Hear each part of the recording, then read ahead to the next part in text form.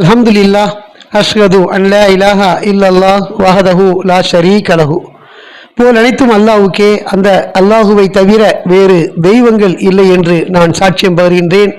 நாம் வழிபடக்கூடிய அந்த அல்லாஹ் தனித்தவராகவும் இணைகள் அற்றவராகவும் ஒருவராகவும் ஏகோபித்த அதிகாரத்திற்கு உரிமை உள்ள ஒருவராகவும் தனித்தவராகவும் நம்மை படைத்தவராகவும் இன்னும் நம்மை பாதுகாப்பவராகவும் நம்மை வழிநடத்தக்கூடியவராகவும் ஞானமிக்க ஒருவராகவும் நம்முடைய ஒரே எஜமானராகவும் இருக்கின்றார். அத்தகைய நம்முடைய மகத்தான இரட்சகரை இங்கே நாம் அவரை மட்டும் கலப்படமின்றி தனித்து வழிபடுவதற்காக இந்த ஜும்மாவிலே முதல் அமர்விலே அமர்ந்திருக்கின்றோம்.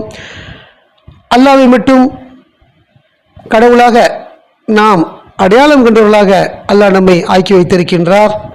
அவர் மட்டுமே வழிபாட்டுக்கு உரியவர் என்ற மிகப்பெரிய அறிவை நமக்கு அல்லாஹ் வழங்கியிருக்கின்றார். அவரை போல் யாரும் இல்லை, எதுவும் இல்லை என்ற தன்மையை நம்மை முழுமையாக அறிய செய்திருக்கின்றார். அத்தகைய நம்முடைய மகத்தான இரட்சகராகிய அல்லாஹ்வுடைய வார்த்தைகளான இந்த அல் குர்ஆன் மட்டுமே மார்க்கத்தின் ஆதாரம் என்றும், இந்த குர்ஆனை தவிர வேறு எந்த ஒன்றும் மார்க்கத்தின் ஆதாரமோ அடிப்படையோ கிடையாது என்றும் நாம் ஒரு தெளிவான அறிவை, தெளிவான புரிந்து கொள்ளுதலை அடைந்திருக்கின்றோம். அல்லாஹ் அதற்கு நமக்கு வழிவகை செய்திருக்கின்றார். மாஷா அல்லா, லா குவத்த இல்லா பில்லா, அல்ஹம்துலில்லாஹ். அந்த குர்ஆனில் அல்லாஹ்வுடைய வார்த்தைகளான இந்த குர்ஆன் மட்டுமே மார்க்கத்தின் ஆதாரம் என்றும், அதை தவிர வேறு எந்த ஒன்றும் மார்க்கத்தின் ஆதாரமோ அடிப்படையோ கிடையாது என்றும் நாம் ஒரு தெளிவான புரிந்து கொள்ளுதலில் இருக்கின்றோம். அந்த அடிப்படையில் அல்லாஹ்வுடைய வார்த்தைகளான இந்த அல் குர்ஆன் 114 அத்தியாயங்களை கொண்டதாகவும் 6346 வசனங்களை கொண்டதாகவும் உள்ளது. அதில் நாம் என்ன செய்யறோம், தொடர்ச்சியாக சின்ன சின்ன சூறாக்களிலிருந்து பார்த்துட்டே வரோம். 114 தொடங்கி இன்றைக்கி நம்ம 80 வரைக்கும் வந்திருக்கிறோம். 80 அத்தியாயம் அபச அப்படிங்கிற தலைப்புள்ள ஒரு சூறா. அதில் நம்ம தொடர்ச்சியாக அல்லாஹ்வுடைய வார்த்தைகளை, கட்டளைகளை பார்த்துட்டு வந்தோம். நமக்கு அல்லாஹ் நிறைய விஷயங்கள் அதில் கற்றுக் கொடுத்தாரு. ஒரு தூதருடைய வாழ்க்கையில் உள்ள சில சம்பவங்கள் அல்லாஹ் நமக்கு சொல்கிறாரு. அவர் முகம் சுளித்தார், கோபம் கொண்டார், கடுகெடுத்தார், திரும்பி கொண்டார், பார்வையற்ற அந்த மனிதர் அவரிடத்தில் வரும் பொழுது அப்படிங்கிறதெல்லாம் தொடக்கத்தில் பார்த்தோம். அப்படியே நமக்கு என்ன மாதிரியான தன்மைகள் இருக்கணும், இருக்கக்கூடாது அப்படிங்கிறதெல்லாம் நமக்கு ஒரு பாடமாக நமக்கு தொடக்கத்தில் சொன்னார். திரும்பவும் நமக்கு நம்மளை பற்றி நாம் ஒரு நன்றியுள்ள மக்களாக இருக்கணுங்கிறதுக்காக, இருக்க வேண்டும் என்பதற்காக நிறைய அறிவுரைகளை வழங்கினார். அதில் அடிப்படையாக நாம் எதிலிருந்து படைக்கப்பட்டோம் அப்படிங்கிறத ஒரு கேள்வியாக வைக்கிறாரு. திருப்பி அதுக்கான பதிலை அவரே சொல்கிறாரு. நம்மளை வடிவமைச்சிருக்கிறாரு, நமக்கு பாதையை சுட்டி காட்டியிருக்கிறாரு. பிறகு நம்முடைய வாழ்க்கைக்கு பிறகு ஒரு மரணம் இருக்குது, அதுக்கப்புறம் நம்ம சமாதிக்குள்ளே புகுத்தப்படுவோம். ஏன்னா நமக்கு முன்னே உள்ள ஒவ்வொரு மக்களையும் பார்க்குறோம், என்ன ஆனாங்க அப்படின்னு. மரணித்தவங்கள நாம் அடக்கம் பண்ணுறோம். இதுதான் நமக்கு நிகழும் அப்படிங்கிறத நமக்கு எல்லாம் நினைவுபடுத்துகிறாரு. அதை நினச்சி வாழக்கூடிய மக்களாக இருக்கணுங்கிறதுக்காக அதையெல்லாம் நமக்கு எல்லாம் சொல்கிறார். அதே சமயத்தில் அதோட மண்ணோட மண்ணாக ஆயிட போகிறதில்ல. திரும்ப உங்களுக்கு என்ன பண்ண போகிறோம், அவர் நாடும் பொழுது உயிர் கொடுத்து எழுப்புவாருங்கிறத சொல்கிறார். ஏன்னா இதெல்லாம் நமக்கு ஏன் சொல்கிறாருன்னா, நமக்கு ஒரு வாழ்க்கை இருக்குது, மீட்சி இருக்குது, மன்னிப்பு இருக்குது. இதுக்கு தயாராகணும்னா அல்லாஹ்வுடைய கட்டளைகளை நீங்கள் ஆதரித்திருக்க வேண்டும் அப்படிங்கிறதுக்கே சொல்கிறார். ஏன்னா அல்லாஹ்வுடைய நம்ம ஏன் ஆதரிக்கணும் அப்படின்னா, அவர் நமக்கு நிறைய வழங்கியிருக்கிறாரு. ஒரு மீட்சி கொடுக்க போகிறாரு, நம்மளை மன்னிக்க போகிறாரு, நம்மளை மீட்டுக்கொள்ள போகிறாரு, நமக்குன்னு ஒரு மிகப்பெரிய வாழ்வு வச்சிருக்கிறாரு. அதை நாம் அடையணும்னா நாம் என்ன செய்யணும், அவருக்கு நன்றி செலுத்தக்கூடிய மக்களாக இருக்கணும். அவருடைய கட்டளையை ஆதரிப்பதன் மூலமாக தான் நாம் நன்றியுடைய மக்களுங்கிறத காட்ட முடியும். நான் அல்லாஹ்வுக்கு நன்றி இருக்கிறேன்னு சொல்கிறது மூலமாகவோ ஆயிட முடியாது. நாம் அவருடைய கட்டளையை ஆதரிப்பதன் மூலமாக, அவர் சொல்கிறாரு நினைவு கூறுங்கிறாரு, தியானிங்கிறாரு. அதெல்லாம் நம்ம செய்வதன் மூலமாக நினைச்சிடறோம், நம்ம அவருடைய கட்டளையை ஆதரிக்கிறோம், நன்றி செலுத்துகிறோங்கிறத புரிஞ்சுக்கிறோம். திரும்பவும் நமக்கு என்ன சொல்கிறாரு, அம்மாநில நாணவன் அவருடைய உணவை பற்றி சிந்திக்கட்டுங்கிறார். ஏராளமான உணவை பற்றி நாம் பேசியிருக்கோம். நம்ம சாப்பிடக்கூடிய ஒவ்வொன்றும் எல்லாமே அல்லாஹ் வழங்கிய ஒன்றா இருக்குது, மண்ணிலிருந்து பெறப்பட்டதாக இருக்குது. அதை நமக்கு அல்லாஹ் தண்ணீரை கொண்டு தாராளமாக ஊற்றுகிறோம்னு சொல்கிறாரு. மண்ணை பிளந்து திறக்க செய்கிறோம்னு சொல்கிறாரு. அந்த தண்ணியை பாதுகாத்து நமக்கு தானியங்களை முளைப்பிக்க செய்கிறோம்னு சொல்கிறாரு. அதில் பல வகை இருக்குது. அப்படிங்கிறத நமக்கு திராட்சை, மேய்ச்சல் நிலம், ஒலிவம், பேரிச்சம், விதவிதமான பழத்தோட்டங்களை ஒரு வார்த்தையில் கோடானு கோடி படைப்புகளை வச்சிருக்கிறார் அல்லாஹ். 30 சொல்றாரு விதவிதமான பழத்தோட்டங்கள் அப்படின்னு. அப்படி அல்லாஹ் நமக்கு நிறைய சொல்லிட்டு 32 பழங்கள் மற்றும் காய்கறிகள் அப்படிங்கிறார். நம்ம நிறைய பழங்கள், காய்கறிகள், கீரைகள் உண்ணக்கூடிய ஒவ்வொரு பொருளும் அல்லாஹ்வால வழங்கப்பட்டதாக இருக்குது. இதெல்லாம் ஏன் நினைவுபடுத்துறாரு? நம்மளுடைய மீட்சிக்காக நன்றி செலுத்தக்கூடிய மக்களாக இருக்கணும், அவருடைய கட்டளையை ஆதரிக்கணுங்கிறதுக்காக நம்ம ஒன்று தனித்தனியாக நமக்கு விளக்குறாரு எல்லாம். அப்படி எல்லா வேலையும் எல்லா விஷயங்களும் சொல்லிட்டு உங்களுக்கும் உங்களுடைய கால்நடைகளுக்கும் வாழ்விற்கான ஆதாரங்களை வழங்குவதற்காக இதெல்லாம் செய்கிறேன்னு சொல்கிறார். நீங்கள் வாழணும்னா அதற்கு உயிர் சத்து இருக்கணும். நீங்கள் வாழ்வதற்கு ஆதாரம் எதுன்னா உங்களுடைய உணவுகள் தான்.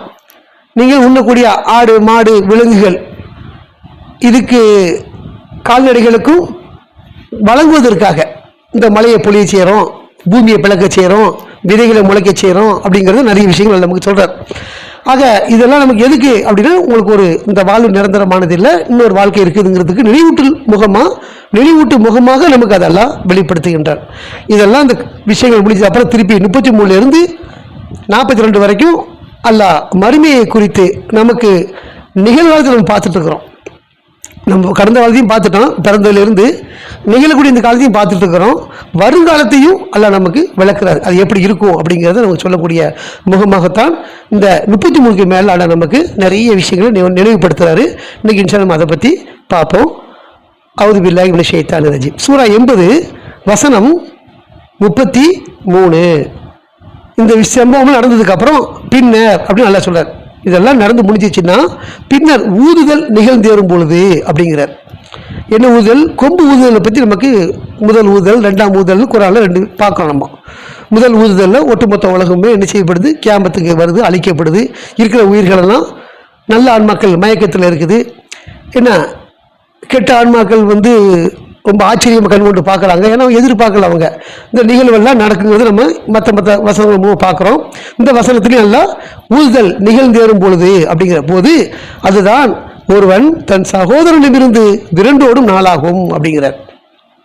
அந்த நாளில் நம்ம இப்படி கூட்டமாக இருக்கோம்ல, இப்படி கூட்டம் உட்காந்துருக்கோம், கூட்டம் நம்ம கன்சல்ட் பண்ணுறோம், ஒருத்தருக்கு சார்ந்து இருக்கிறோம், ஒருத்தர் உதவியாக இருக்கிறோம், பல ஆலோசனைகளை பேசுகிறோம். இதெல்லாம் இந்த உலகத்தை வாழும்பொழுது சின்ன சின்ன உதவி நம்ம அல்லாஹ் ஒருத்தர் மூலமாக வச்சிருப்பார், அது நிகழும். ஆனால் அந்த ஊதுதல் நிகழ்ந்தேறும் பொழுது அதுதான் ஒருவன் தன் சகோதரனிடமிருந்து விரண்டோடக்கூடிய நாள் அப்படின்னு சொல்கிறார்.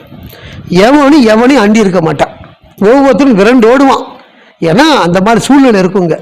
பூமி பிளக்கப்படுது, கடல் பற்ற வைக்கப்படுது இல்லையா, மலைகள் தகர்க்கப்படுது, புதியலற்றதொரு எடையற்றதொரு பொருள் அது ஆகுது. இப்படி பல சம்பவம் நடக்கும் பொழுது அவன் தன்னுடைய ஆன்மாவை காப்பாற்றி கொள்றதை முற்படுவானே தவிர இன்னொரு ஆன்மாவை தூக்கிலாம் ஓட மாட்டான். ஏன்னா அல்லாஹ் சொல்லும்போது ஒரு தாய் ஒரு குழந்தைக்கு எதுவுமே அறியாத குழந்தை, நம்ம ரொம்ப பாதுகாப்பாக அந்த குழந்தைய வளர்க்குறோம். அதுக்கு பால் விட்டுவதுங்கிறது மிக முக்கியமான வேலையாக இருக்குது. ஏன்னா அது குடித்தா தான் ஆரோக்கியமாக இருக்கும், ஆக்டிவாக இருக்கும், இயங்கும், நம்ம அறிஞ்சிருக்கிறோம். அந்த பால் கொடுக்கக்கூடிய தாயே தன்னுடைய குழந்தை நிச்சயவா போட்டுட்டு ஓடிடுவான்னு சொல்கிறார். எவ்வளோ முக்கியமான ஒன்றா இருக்குது. அதுவே அந்த சமயத்தில் முக்கியம் இல்லை. அப்போ எது முக்கியம்னா எல்லாருமே அவங்கள காப்பாற்றுறது தான் முக்கியம். இந்த நிகழ்வு தான் என்ன செய்ய போகுது? நிகழ போகுதுங்கிறது அல்ல சொல்கிறார். பின்னர் ஊதுதல் நிகழ்ந்தேறும் போது அதுதான் ஒருவன் தன் சகோதரனிடமிருந்து விரண்டோடக்கூடிய நாளாகுங்கிறார். தாய் பிள்ளையை பார்க்க மாட்டான், சகோதரனை பார்க்க மாட்டான், தாயை தகப்பனை பார்க்க மாட்டாங்க, தகப்பன் பிள்ளையை பார்க்க மாட்டாங்க. வரிசையால் சொல்கிற அந்த விஷயங்கள் பின்ன அப்படி வருது. தாய் தன் மற்றும் தந்தையிடம் இருந்து விரண்டோடக்கூடிய நாளுங்கிறார். தன் தாயை விட்டுமே விரண்டோடிடுவான். அதே சமயத்தில் வாழ்க்கை துணை மற்றும் பிள்ளைகளிடம் இருந்து எதை நம்ம பெருசாக உலகத்தில் நம்பிக்கிட்டு இருக்கிறாங்களோ நம்ம நம்பலை. நம்மளை பொறுத்த வரைக்கும் அல்லாஹ் தான் நம்முடைய ரட்சகர், அவர் தான் எல்லா சக்தியும் உள்ளவர், அவர் தான் நம்மளை காப்பாற்றுறாரு. அவர் தொழிலுக்கு வேறு கெதியே கிடையாது நம்மளை பொறுத்த வரைக்கும். ஆனால் உலகத்தில் பொதுவான மக்கள் என்ன நினைப்பில் இருக்கிறாங்க அப்படின்னா தன் தாய் தகப்பன் நம்முடைய ஆறுதல், நம்முடைய ஆதரவு அப்படி நினச்சிட்டு இருக்காங்க. நம்மளை தகப்பன் காப்பாற்றுவான்னு மகன் நினைக்கிறான், தன்னுடைய மகன் காப்பாற்றும் தந்தை நினைக்கிறான். இப்படிலாம் நடக்கக்கூடிய நிகழ்வுகளை அல்லாஹ் இதெல்லாம் இல்லை பொய்ங்கிறது அல்லாஹ் சொல்கிறார். நம்ம அது இப்போ நல்லா உணர்ந்துருக்கிறோம். நம்மள யாரும் நம்ம காப்பாற்ற மாட்டோம் கடவுளை தவிர. கடவுள் நான்னா தான் அவர் மூலமாக எவர் நம்மளை காப்பாற்றுவார். ஒரு மனிதன் மூலமாக நமக்கு கடன் கிடைக்குது, வசதி கிடைக்குது, பணம் கிடைக்குது, செலவுக்கு வருது, ஒரு மந்த்லி வருமானம் இருக்குது, இதெல்லாம் ஒருத்தருக்கு நிகழுதுன்னு அவனை கொண்டா அவனை அல்லாஹ் அனுமதிக்கிறார். அந்த அடிப்படையில் தான் நிகழ்ந்தது. அந்த அடிப்படையில் அப்போ அந்த நாள் ஊதல் எப்படி இருக்கும் அப்படின்னாக்க, ஒருவன் சகோதரனிலிருந்து, குறிப்பாக அல்லாஹ் அதுதான் சொல்கிறார், சகோதரனிலிருந்து 2 நாளை கொடுன்னு சொல்கிறார். சகோதரனை பற்றி ஏங்க அல்லாஹ் சொல்கிறாரு? எல்லாருமே நம்ம ஒரு சின்ன பிள்ளையில் அண்ணன் இருக்கும்போது ரொம்ப பாசநேசமாக இருப்போம். இப்போம்னா என்ன, நம்ம அண்ணன் ஒரு பிரச்சனை நம்ம முன்னாடி நிற்போம். நம்ம அது ஒரு வயசு ஏஜ், அதுதான் நல்லா குறிப்பிட்டாரு. ஆனால் ஒரு காலத்துக்கு அப்புறம் அதெல்லாம் இல்லைங்கன்னு அறிஞ்சிருக்கிறோம். இந்த காலத்தில் எல்லா அண்ணன் டங்கு வர வந்து போய் தான் கிடக்குது. எவன்ட்டி ஒழுங்கான ஒட்டு வரலாம் இல்லைங்கிறத பார்க்குறோம். அல்ல அங்கே குறிப்பிடக்கூடியது நாமெல்லாம் வளர்ந்த காலம் ஒன்று இருக்குது இல்லை. நம்ம தம்பி ஒருத்தன் அடிச்சிட்டானா குடும்பம் போயிடுமா, என்ன செய்வோம், அதை போய் கேட்குவோம், பேசுவோம், ஃபைட் பண்ணுவோம், போராடுவோம், திருப்பி அடிப்போம், எல்லாம் செய்வோம். எதுக்கு? அந்த சகோதரத்துவ பாசம். இந்த மாதிரி சூழ்நிலையில் இருக்கக்கூடியவனும் சரி, அந்த மாதிரி எப்படி எந்த அளவுக்கு பாசம், ஒரு தாய் தன்னுடைய குழந்தைக்கு பால் விட்டுவதை கூட தூக்கி வீசிட்டு போறான்னா எப்படி இருக்கும்? இதெல்லாம் ஏமாத்திரமா இருக்கும், ரொம்ப ஒஸ்ட்டாக இருக்கும். அந்த மாதிரி இருக்கக்கூடிய ஒரு சகோதரன் கூட விரண்டோடக்கூடிய நாள். ஏன்னா அவனை காப்பாற்றணும், அவ்வளோதான். ஒரு கட்டிடத்தில் தீ எறியுது, நம்ம உறவுகள் அங்கே மாட்டிக்கிட்டு இருக்குது, ரொம்ப நெருக்கமான உறவு. அல்லா சொல்லி இந்த மாதிரி சகோதரனும் நம்முடைய பிள்ளையே இருக்கும். இப்போ காப்பாற்றுறதுக்குள்ள நுழைவுமானமா? இப்போ நுழைய மாட்டோம். ஏன்னா நம்ம நுழைஞ்சு நம்மளுக்கு தெரியுது, பெயரும் தெரியும் நம்மளுக்கு.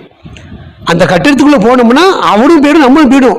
குறைஞ்சபட்சம் நம்மளே நம்ம காப்பாற்றிக்கிறோங்கிறது தான் வெளியில் இருப்போம். இது மாதிரியான ஒரு நாள் தான். அதுதான் ஒருவன் தன் சகோதரன் இருந்து பிறண்டோடக்கூடிய நாள்.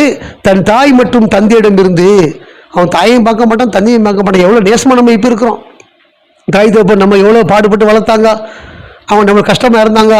நம்ம அதெல்லாம் நினச்சி இன்னைக்கு நம்மளால் ஒன்றும் செய்ய முடியலைங்கிற காரியங்களும் இருக்குது. சில பேர் தாய் தந்தை இல்லை, சில பேருக்கு ஒரு தகப்பை இருந்து தாய் இல்லை, சில பேர் தாய் இருந்து தகப்பை இல்லை. நம்ம இதே ஒன்று இழந்துட்டோம், இருக்குதையாவது காப்பாற்றணும்னு முடிஞ்ச வரைக்கும் செய்யக்கூடியவங்க மக்கள் இருக்கிறாங்க. அல்லாவுடைய வசனங்களை பார்க்கக்கூடியவங்க, படிக்கக்கூடியவங்க, கடவுளை நம்பக்கூடியவங்களை பற்றி நான் சொல்கிறேன். நம்பாதவனுக்கு பிரச்சனை இல்லை, நம்ம தான் விவரமாக நடக்கிறோம். தாய் தந்தை கவனிக்கிறது இல்லை, கேட்பார் கிடையாது, வீட்டில் இருந்தாலுமே சாப்பிட்டியான்னு கேட்கறது இல்லை. நிறைய சம்பவங்கள் பார்க்குறோம். கடற்கரை கூட்டு வரானுவோ, பீச்சில் விட்டுட்டு போயிடுறானுவோ, என் பையன் கூட்டு வந்தால் விட்டுட்டு போயிட்டான்னு சொல்லப்படுது. அப்படிப்பட்ட ஒஸ்டான பிறகு நம்ம அவளை பற்றி நம்ம பேசலை. இப்போ வேதத்தை நம்பி, அல்லாவை நம்பி நம்முடைய வாழ்க்கையை அதுபடி அமைச்சவங்களை பொறுத்த வரைக்கும் நம்ம என்ன பண்ணுறோம், ஆதங்கப்படுறோம். நம்மளோட இப்போ தாய் இல்லையே, தகப்பை இல்லையே, கூட வைக்க முடியலையே, அப்படிங்கிற ஒரு நிலைமைகள்லாம் ஒவ்வொரு சூழ்நிலை ஒருத்தருமே ஆகிப்போயிடுது. ஒருத்தர் வேலைக்கு வெளிநாட்டில் அமைஞ்சிட்டா தாய் தப்பெல்லாம் கொண்டு போக முடியல, அவங்க அங்கே தான் இருப்பாங்க. அப்போ பிரிவு அவனுக்கு ஒரு கஷ்டமாக இருக்கும். இது மாதிரி பிரியங்கள்லாம் இருந்தாலும் கூட அந்த நிகழ்வு நடக்கும்போது, ஊதிகள் நடக்கும்போது தன் தாய் மற்றும் தந்தையிடமிருந்து நினைச்சுமா வெறுண்டோடு வாழ்கிறார். எவன் அளவுக்கு ஆதரவாக அங்கே நினைக்கிறானோ அதெல்லாம் அங்கே செல்லாது. ஏன்னா அவனை காப்பாற்றணும், அதுதான் முக்கியமாக இருக்குதுங்கிறத அல்ல நமக்கு நினைவுபடுத்துறாரு. இதெல்லாம் நினைச்சு நம்ம வாழணும். அது மட்டும் இல்லை, தன் வாழ்க்கை துணை மற்றும் பிள்ளைகளிடம் இருந்துங்கிறார். அடுத்து மனைவி, மக்கள், இதெல்லாம் எவ்வளோ நமக்கு அணியுரிமை இருக்கிற வாழ்க்கைக்கு ரொம்ப இன்றியமையாத ஒன்றா இருக்குது. அதாவது வாழ்க்கையில் துணை இருந்தால் தான் நாம் நன்மை வேலையை பார்க்க முடியும். வீட்டு வேலைகளை பெண்களை பார்த்தா தான் ஆம்பளை வெளியே போய் சம்பாதிப்பான். சம்பாதிக்கிற வேலையை அவனையே பார்த்துட்டு வீட்லேயும் சமைச்சு சாப்பிட்றதா இருந்தால் அவன் வேலை ஒழுங்காக இருக்காது. அங்கே பாதி இங்கே பாதி சரியான இது இருக்காது. அப்போ அவங்கவுங்க வேலையை அவங்க பார்க்கும்போது வாழ்க்கை சந்தோஷமாக நிம்மதியாக இருக்குதா? அப்போ நம்ம நினச்சி வாழ்கிறோம். அதை நமக்கு துணை மட்டும் இல்லைன்னா நம்ம வாழ்க்கை கஷ்டம் நம்ம நினைக்கணும்ல, நினச்சி வாழணும். அப்படி வாழும்போது தான் நமக்கு ஒரு நேசம் பாசம் இருக்கும். நமக்காக எவ்வளோ கஷ்டப்படுறாங்க, அவங்க எங்கேயோ இருந்தவங்க, யாருக்கோ பிறந்தவங்க நம்மளை திருமணம் பண்ணி நம்ம வீட்டில் ஒரு கணவன் மனைவியாக வந்து அடையிறாங்க. நமக்காக அவங்க குடும்பத்தை திறந்து வராங்க, சொந்த பந்தத்தில் இழந்து வராங்க, ஊர் விட்டு வராங்க, குடும்பத்தை பிரிஞ்சு வராங்க, இன்னொரு குடும்பத்துக்கு வந்து சேர்றாங்க. இவங்க எவ்வளோ தியாகம் பண்ணியிருக்கிறாங்க நம்ம பார்க்குறது. நமக்கு மட்டும் வேலை செய்யாமல் நமக்கு பிறக்கக்கூடிய பிள்ளைங்களுக்கு வேலை செஞ்சு இல்லையா, மனைவியாக இருக்கிறா ஒரு வேலைக்காரியாக மாறிடுறான். நமக்கு மட்டும் இல்லாமல் நம்ம மனைவி, மக்கள், பேரம்பேத்தி வரைக்கும் அவள் உடம்புல சக்தி இருக்கிற வரைக்கும் பாடுபடக்கூடிய ஒரு பெண்மணியாக இருக்கிறாரே இல்லையா, அந்த வாழ்க்கை துணை நம்ம நினச்சி பார்க்குறோம். நினச்சி பார்த்து நம்மளும் அது பாசமாக இருக்கிறோம். இவ்வளோ நமக்கு லாபங்கள் இருக்குது, நம்முடைய வேலை குறைவாக இருக்குது, நம்முடைய பணிகள் குறைவாக இருக்குது. நம்ம துவைக்க வேண்டிய ஆடை அவத்தாலும் துவைச்சு தரா இல்லையா, நம்ம வீட்டை சுத்தம் பண்ணணும், அதை அவன் செஞ்சுக்கிடுறா. நம்ம சொகுசாக வரோம், சொகுசாக உட்காடுறோம், சொகுசாக சாப்பிட்றோம், சொகுசாக போய் படுத்துடுறோம் இல்லையா. அப்போ இந்த வேலை எப்படி நடக்குது, நமக்கு ஒரு துணை இருக்கிறது நடக்குது. அந்த மனைவி நம்ம எவ்வளோ பாசமாக பார்த்துக்கிறோம், நம்ம அதை நினச்சி வாழ்கிறோம். இதெல்லாம் கூட அங்கே என்ன நடக்கும், அந்த ஊதியம் நடந்துன்னு சொன்ன அன்னைக்கு வெறுண்டோடுவான்னு சொல்கிறார். தாயை விட்டு வெறுண்டோடுவான், தந்தையை விட்டு வெறுண்டோடுவான், தன் வாழ்க்கை துணியை விட்டு வெறுண்டோடுவான் அப்படிங்கிறார். அதுக்கு அடுத்து பிள்ளைகளை பற்றி சொல்கிறார். இந்த விஷயம் நிறைய போகுது. ஆக மனைவிக்கு போகிற மக்களை பற்றியும் ரொம்ப பிரியமான பிள்ளைகள், நம்ம தூக்கி எடுத்து வளர்த்த பிள்ளைகள், அது சின்ன வயசாக இருந்தாலும் சரி, பெரிய வயசாக இருந்தாலும் சரி, நம்ம பிள்ளைகள் தான். நாம் வந்து நிறைய இந்த பிள்ளைகளோடு என்ன செய்வோம், அதை ஒழுங்கான வளர்க்கணுங்கிறதுக்காக என்ன செய்யணும், நிறைய பேசுகிறோம்னா என்ன, அவன் செய்யக்கூடிய தப்பு ஒன்று கண்டிக்குவோம். நம்ம பெற்ற அனுபவங்களை அவனுக்கு கொடுக்குவோம். நம்ம இந்த படத்துக்கு நிறைய கஷ்டப்பட்டிருப்போம், அதில் நம்ம இப்போ ஒரு தெளிவு அடைஞ்சிருப்போமா, இந்த தெளிவு அவங்க சொல்லுவோம். இதெல்லாம் அவனுக்கு எப்படி தெரியும், பிள்ளைங்களுக்கு அது கஷ்டமாக தெரியும். என்னடா இப்படிலாம் சொல்கிறார், வைக்கிற வாங்குறாரு, அது ஃப்ரீடம் இல்லாத மாதிரி நினைக்குவாங்க. ஆனால் அதெல்லாம் அவன் ஃபியூச்சருக்கானது தான். நம்ம ஒரு தகப்பன் தன் பிள்ளையை கண்டிக்கிறான், அடிக்கிறான்னா எதுக்கு, அவன் வாழ்க்கையில் நல்ல வருங்கிறதுக்காண்டி தான். அவன் முன்னேறணும், நல்லா இருக்கணும், சமுதாயத்தில் நல்லா இருக்கணும், அதுக்கு தான் அவன் கண்டிக்கிறான். ஆனால் அது புரிஞ்சுக்கான்னு நினைச்சுவான், எழுத்து பேசக்கூடாது இருப்பான். அவன் வந்து தந்தை நிந்திக்கக்கூடியதாக இருப்பான், ஏன்னா அவர் இப்படி இருக்கிறாரு அப்படிங்கிற மாதிரி நினைப்பான். ஆனால் நம்ம வாழ்க்கையை தான் செஞ்சாருங்கிறது அவன் உணரக்கூடிய வயசு ஒன்று வரும். அவன் பிள்ளை சேட்டை பண்ணும்ல, அப்போ தான் அதை உணர்வான் அவன். ஆகா, இதுதான் அப்படி பண்ணியிருக்கிறாடா அப்படி நினைக்கும் போது அப்போ தகப்ப இருப்பானா இல்லைன்னு தெரியாது நம்மளுக்கு. நல்லது பண்ணாரு அப்படின்னு நினைக்கும் பொழுது அவன் தகப்ப இருக்கணும்ல, அப்போ அவர் இருக்க மாட்டார். அப்போ நம்ம அதெல்லாம் அந்த அறிவை நம்ம அடையணும். நம்ம ஓரளவுக்காவது புரிஞ்சுக்கிடணும். அதை புரிஞ்சுக்க அல்லாஹ்விடம் பிரார்த்தனை பண்ணணும். அப்போ அந்த வாழ்க்கை துணையிட்டு இருந்தோம், பிள்ளைகிட்டம் இருந்தோம், விரண்டோடையக்கூடிய நாள் அப்படிங்கிறத அல்லாஹ் நமக்கு அங்கே சொல்கிறாரு. இப்படி அந்த ஊழல் நிகழ்ந்து வரும்பொழுது நமக்கு எப்பவுமே சரி, ஒரு சின்ன ஆபத்து வரப்போகுதுன்னா ஒரு பாம்பு வந்துட்டு மெலிச்சே போகிறோம், எல்லாம் தூக்கிட்ட ஓடுவோம், எல்லாம் விட்டு நம்ம தான் ஓடுவோம். முதல்ல 4 பேருமே கூட்டமே ஓடுதுன்னா நம்ம முந்தி போதுன்னு ஆசைப்படுவோம். அப்படித்தானே எல்லாருமே காப்பா, அதுதான் ஃபேக்ட், உண்மை. அந்த உண்மையை நம்ம புரிஞ்சுருக்கோம். நம்ம இப்போ அதாவது இந்த உதாரணம் சொல்ல முடியுது. நானும் அப்படி இல்லை, நான் செத்தாலும் என் பிள்ளையை காப்பாற்றணும்னு சொல்லக்கூடியதெல்லாம் பொய்யான விஷயங்களா இருக்கும். அது ஒன்றும் கிடையாது. என் உயிரே போனாலும் பரவாயில்ல, நான் உன்னை காப்பாற்றுவேன் அப்படிலாம் பேசுகிறாங்க தெரியுமா. உனக்கு என்ன வேணும், என் இதயம் வேணுமா கொடுக்குறேன்னு சொல்லக்கூடிய வார்த்தையில சொல்லலாம். இதயத்தை கொடுத்து ஒரு பிள்ளையை காப்பாற்றுறதுக்கு எப்போ கொடுப்பாரு, அவர் மரணிச்சா அந்த இதயம் பயன்படும்னா கொடுப்பாங்க. நான் வாழும்போதே என்ன அறுத்துரு, நீ அவனுக்கு கொடுத்துரு அப்படின்னு யாரா சொல்லுவாளா? அதெல்லாம் நடக்காது. ஆனால் வார்த்தைக்கு வேணா இருக்கலாம், அதெல்லாம் நிகழக்கூடிய காரியம் கிடையாது. இது மாதிரியா நம்ம புரிஞ்சுருக்கிறோம், இதெல்லாம் சாத்தியம் இல்லை, இதுதான் அப்பவும் நடக்க போகுது, அப்பவும் இதுதான் நிகழப்போகுது அப்படின்னு நம்ம அறிஞ்சிருக்கிறோம். ஆக கொம்பு ஊதுதல் நம்ம எதிர்பார்த்துருக்கிறோம். அது நடக்கும் பொழுது ஒருவன் தன் சகோதரனிலிருந்து விரண்டோடுவான், ஒரு தாயிட்டு இருந்து விரண்டோடுவான், தந்தைட்டு இருந்து விரண்டோடுவான், தன் வாழ்க்கையை துணையிட்டு இருந்து விரண்டோடுவான், பிள்ளைகள்கிட்ட இருந்து விரண்டோடுவான். யாருமே பாச நேசத்திற்குரிய நபராக இருக்க முடியாது அப்படிங்கிறது நமக்கு அல்லாஹ் நம்ம கற்றுக் கொடுக்குறாரு. தொடர்ச்சியாக பார்ப்போம். தூபு இலல்லாஹ்.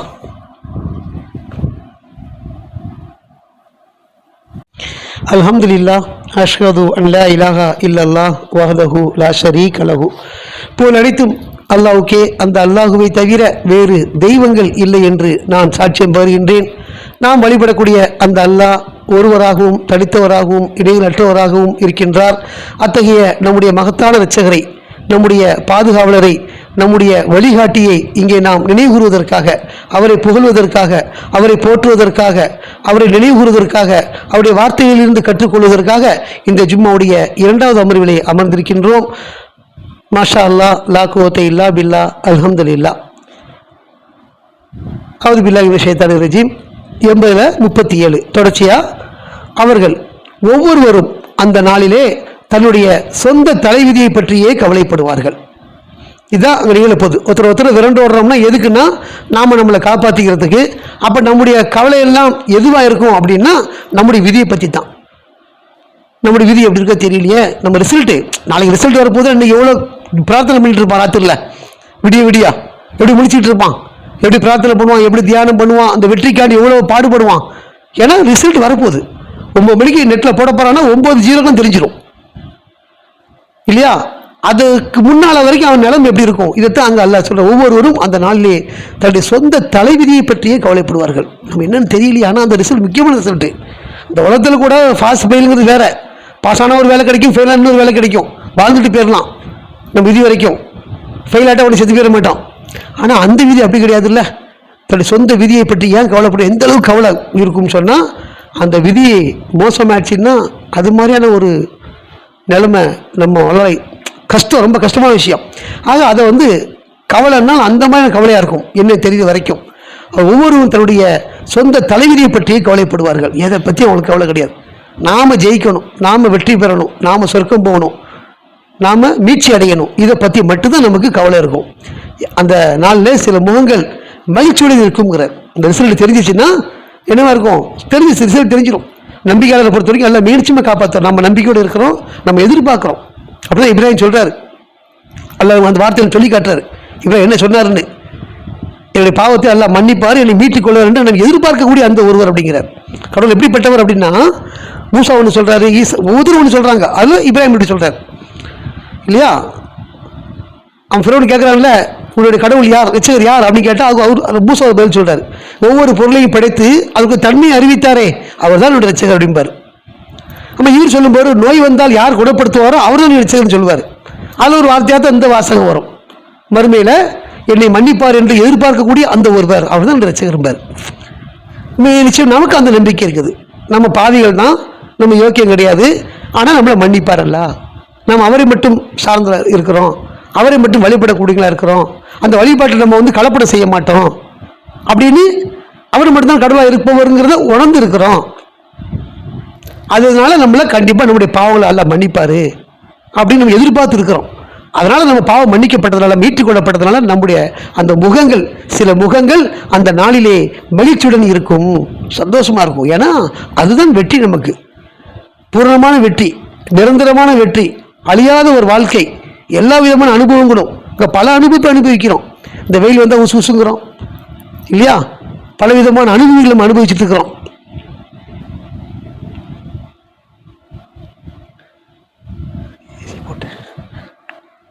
அங்கே அந்த மாதிரியான ஒரு வாழ்க்கை, சுகமான வாழ்க்கை, சொகுசான வாழ்க்கை இருக்குங்கிறத நினச்சி பார்க்கும்போது அக மகிழ்ச்சியாக இருக்கும், முக மகிழ்ச்சியாக இருக்கும், முழு மகிழ்ச்சியாக இருக்கும் அந்த நாளையில்.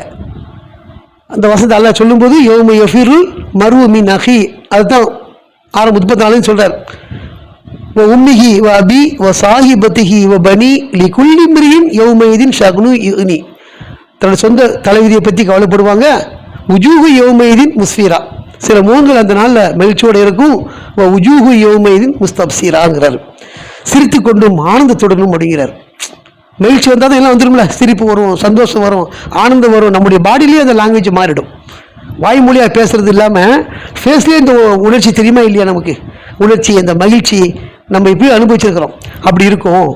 ஆனால் மற்ற முகங்களோ, இந்த ரிசல்ட்டு ஃபெயிலாக போனாங்க பாரு, அவரோட விதி நரகன்னு யாருக்கு வந்துச்சோ துன்பத்தால் சூழப்பட்டிருக்கிறார். அது மாதிரியான துக்கம் இருக்கவே முடியாது. உலகத்தில் எவ்வளவு கேவலப்பட்டாலும் ஒரு முகத்துக்கு ஒரு மாற்றம் ஒன்று உண்டு, தொங்கி போயிடும், துன்பகரமாக இருக்கும். இதெல்லாம் தாண்டிய ஒரு முகம் அங்கே இருக்கும். அந்த நாளிலே துன்பத்தால் சூழப்பட்டிருக்கும். குற்ற உணர்வில் ஆழ்ந்தவர்களாக நாம் ஒரு பெரும் தவறு செஞ்சுட்டு வந்துட்டோம், கடுமையான ஒரு தவறு செஞ்சுட்டு வந்துட்டோம். குற்ற உணர்வு, அந்த குற்ற உணர்வுங்கிறது அப்பம் இல்லை, இப்போ நமக்கு இருக்கணும். இப்பவும் நாம் செஞ்சுருக்கிறோம், குற்ற உணர்வு நமக்கு இருக்குது. எவ்வளோ பாவம் பண்ணியிருக்கிறோம், எவ்வளோ தப்பு பண்ணிகிட்டு இருக்கிறோம், அதெல்லாம் மன்னிப்பு கிடைக்கணும்னு நம்ம வேண்டிகிட்டு இருக்கிறோம். இந்த குற்ற உணர்வு இப்போ இருக்குதுல நம்மளுக்கு, அவனுக்கு இப்போ இருக்காது. ஏனதான்னு வாழ்ந்துட்டு இருப்பான், அலட்சியமாக இருப்பான். மறுபடியும் அந்த ரிசல்ட்டுக்கு அப்புறம் அவனுக்கு அந்த உணர்வு அடையிறோம். நாம் அங்கே அடைய வேண்டிய அந்த உணர்வை இங்கே அடைச்சிட்டோம்னா நாம் காப்பாற்றப்படுவோம். ஆனால் இங்கே எதையுமே அடையாமல் இருந்தோம்னா அங்கே நம்ம குற்ற உணர்வு ஆகிடுவோம். ஆக குற்ற உணர்வில் ஆழ்ந்தவர்களாக அவங்க இருப்பாங்க. இவர்கள் தான் தீய நம்ப மறுப்பவர்கள்ங்கிறார். கடவுளை ஏற்றுக்கொள்ளாதவங்க, நம்ப மறுத்தவங்க, கடவுளை வார்த்தையை செவிமடுக்காதவங்க, அதன்பால் அலட்சியமாக இருந்தவங்க, சொன்ன சட்டத்தை வரம்பு மீறக்கூடியவங்க, இப்படி இருந்தவங்க யாரு? தீயவர்கள். நம்ப மறுப்பவங்க தீயவர்கள்ங்கிறார். கடவுளை அவன் ஏற்றுக்கொள்ளலையோ அவன் தீயவன். ஏன்னா அவனுக்கு அவ்வளோ வழங்கியிருக்கிறாரு. அவனுக்கு கண்ணு கொடுத்துருக்கிறாரு, சுவாசத்துக்கு மூக்கு கொடுத்துருக்கிறாரு, உண்பதற்கு வாயை கொடுத்துருக்கிறாரு, ஜீரணத்திற்கு பல உள்ளுறுப்பை கொடுத்துருக்கிறாரு, இயங்குவதற்கு கைகாலை கொடுத்துருக்கிறாரு இல்லையா? இந்த உலகத்தில் வாழ முடியுமா எந்த ஒரு உறுப்பு இல்லாமல்? ஒரு உறுப்பு இல்லாமல் எதாவது ஒன்று வச்சுக்கோ. காலையில் நடக்க முடியாது, எவ்வளோ கஷ்டம் அவனுக்கு. கையில்னா வேலை செய்ய முடியாது, எவ்வளோ கஷ்டம். பார்வையில்னா நடமாடவே முடியாது, எவ்வளோ கஷ்டம். காது கேட்கலன்னா சுதந்திரமாக எதையுமே பேச முடியாது. என்ன சொல்கிறான்னு ரிசீவ் பண்ண தானே பேச முடியும். ரிசீவ் பண்ணலை எப்படி பேச முடியாத? எவ்வளோ கஷ்டம் காது கேட்கலன்னா. அது மாதிரி ஒவ்வொரு உறுப்புக்குமே ஒரு விஷயம் இருக்குது. அவ்வளோ வழங்கியிருக்கிறார். இவ்வளோ வழங்கிய ஒருத்தரை ஏற்றுக்கொள்வதற்கு என்ன கேடு அவனுக்கு? அப்படி ஏற்றுக்கொள்ளாமல் நம்ப மறுத்திருந்தால் அவன் யார்? தீவன் தானே, நினச்சி பார்க்கணும்ல. ஆக குற்ற உணர்வில் ஆழ்ந்தவர்களாக இவர்கள் தான் தீய நம்ப மறுப்பவர்கள் சொல்லி அல்லாஹ் இதை முடிக்கிறாரு. ஆக அல்லாஹ் நமக்கு நிறைய அறிவுரைகளை சொல்கிறாரு, நிறைய நினைவுபடுத்துகிறாரு. இது மாதிரியான ஒரு வளமான வார்த்தைகள் நம்ம மற்ற மனிதனால் சொல்ல முடியாது. அப்படிப்பட்ட சின்ன ஒரு வார்த்தைகளாக, எழுத்துக்களாக இருந்தாலும் நமக்கு வழிகாட்டக்கூடிய வகையில் இருக்குதுங்கிறத நம்ம என்ன செய்கிறோம், பார்க்குறோம். ஆக அல்லாஹ்வுடைய இந்த வழிகாட்டுதலை நாம் மேன்மேலும் அறிந்து கொண்டு அவருக்கு மிகவும் பூர்ணமாக கட்டுப்பாடோடு இருக்கக்கூடிய மக்களாக ஆகி அவரை மட்டும் வழிபடக்கூடிய மக்களாக இருந்து அல்லாஹ் நம்ம நினைச்சுவார், நம்முடைய பாவங்களை மன்னிச்சு நம்முடைய ஆன்மாவை அவருடைய சாம்ராஜ்யத்தில் மீட்டுக் கொள்வார். அதற்கு அல்லாஹ் அருளும் கிருபையும் செய்வாராகன்னு இந்த உபதேசத்தை ஜும்மாவுடைய 2வது அமர்வை நிறைவு செய்வோம். வார்த்தையின் போலனைத்தும் அல்லாஹ்வுக்கே. மாஷா அல்லாஹ், லா குவத்த இல்லா பில்லா, அல்ஹம்துலில்லாஹ். ஹக்கீமுஸ்ஸலாம்.